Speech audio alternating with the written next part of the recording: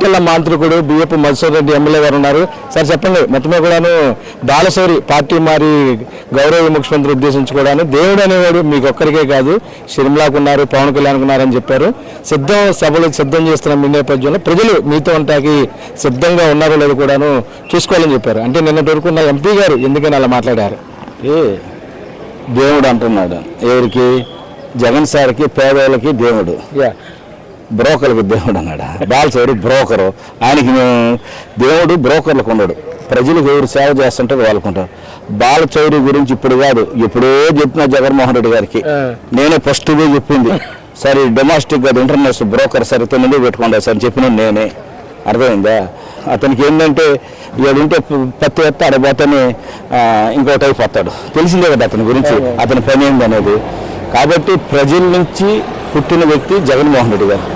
ఎందుకంటే దేవుడు అనేది ఆ నోట్లో రాకూడదు బాలశౌరికి, ఎందుకంటే మోసాలు చేశారు. అందులో ఏ దేవుడు పోయినాడు? పనికిరాని అంటే పనికిరాని ఇంకా ఎక్కడ కూడా పనికిరాడని ఎదుగుడు పోయినాడు. అక్కడ డిపాజిట్ వస్తే చాలు మళ్ళీ మాట్లాడదాం ఆయన గురించి, బాలశౌరి గారి గురించి అప్పుడు మాట్లాడదు. ఇప్పుడు వెళ్ళా అర్థం కాల. ఈయనకి షర్ట్ మార్చినట్టుగా పార్టీలు మార్చుకునే వ్యక్తి. అతని గురించి మనం ఎంత తక్కువ మాట్లాడితే అంత మంచిది. మాట్లాడేప్పుడు నోరు అదుపులో పెట్టుకొని మాట్లాడితే బాగుంటుంది. లేదంటే చాలా ఉన్నాయి నీ సినిమాలో అర్థమవుతుంది. సిద్ధం బ్లాక్ బాస్టర్ హిట్ అయింది, తర్వాత అనంతపురంలో కూడా జరగబోతుంది.